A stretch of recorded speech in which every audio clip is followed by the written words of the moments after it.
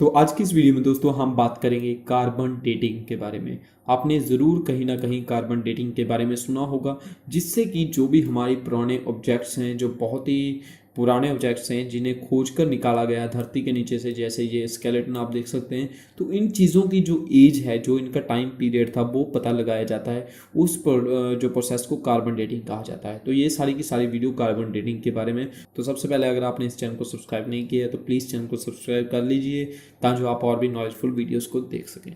तो शुरू करते हैं हमारी वीडियो के साथ। तो सबसे पहले तो ये जो कार्बन डेटिंग है, इसे रेडियो कार्बन डेटिंग भी कहा जाता है या फिर कार्बन 14 डेटिंग भी कहा जाता है।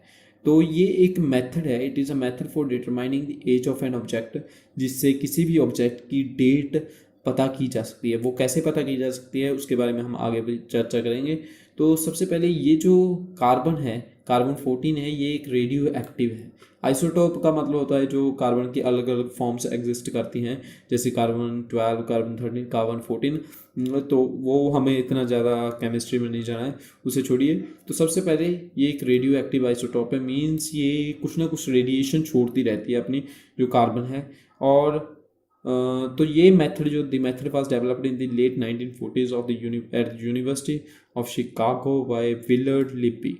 इस कार्बन डेटिंग के जो मेथड को जो डिस्कवर किया था वो किया था विलियर्ड लिपी ने, और who received the Nobel prize in chemistry for his work in 1960। तो इसके लिए उन्हें नोबेल प्राइज भी मिला था केमिस्ट्री में 1960 में। तो हम चलते हैं यहाँ पे।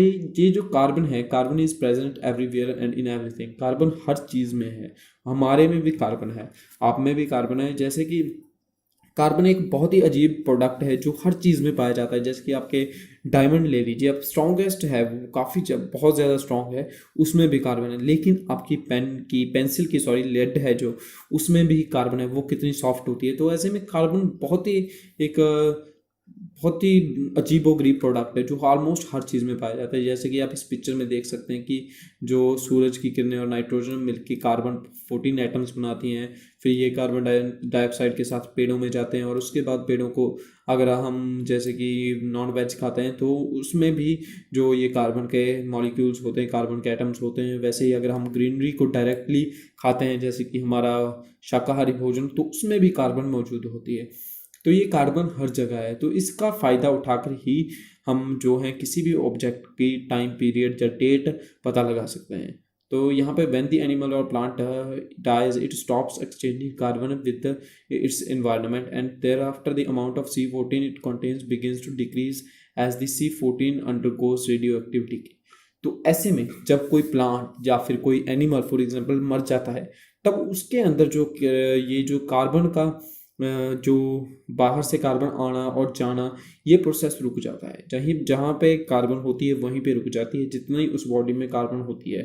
तो जब ये वहीं पे रुक जाती है, तो ये जो कार्बन है ये धीरे धीरे ख़त्म होती है बॉडी से। बहुत ही स्लो प्रोसेस है इसके ख़त्म होने का। तो उस प्रोसेस के हिसाब से हम पता लगा सकते हैं कि कितने समय से ये प्रोडक्ट ये जो चीज़ है जहाँ पर पड़ी है, या कितने इसका कितना समय हो गया है इस चीज़ को।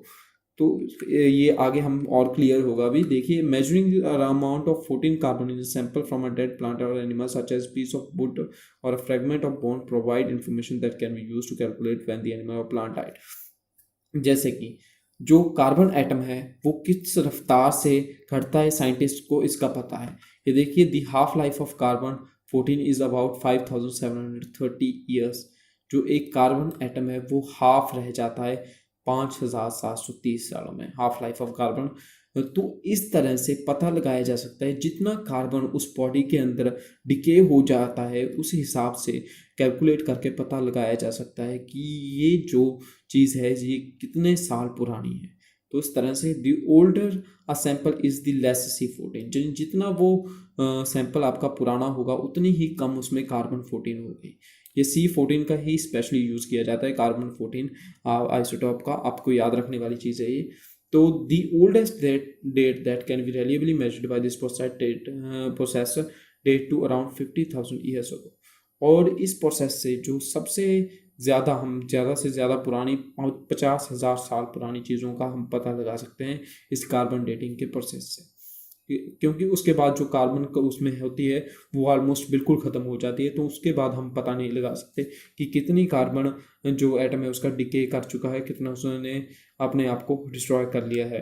तो आगे, तो यहीं पे हमारी वीडियो ख़त्म हो जाती है। तो प्लीज़ आप को अगर ये वीडियो पसंद आई है, आपको पता चल गया है कि रेडियो एक्टिव कार्बन यानी कि कार्बन डेटिंग किसे कहा जाता है, तो प्लीज़ आप इस चैनल को सब्सक्राइब कर लीजिए। और भी नॉलेजफुल और अच्छी अच्छी वीडियोज़ को देखने के लिए प्लीज़ सब्सक्राइब द चैनल।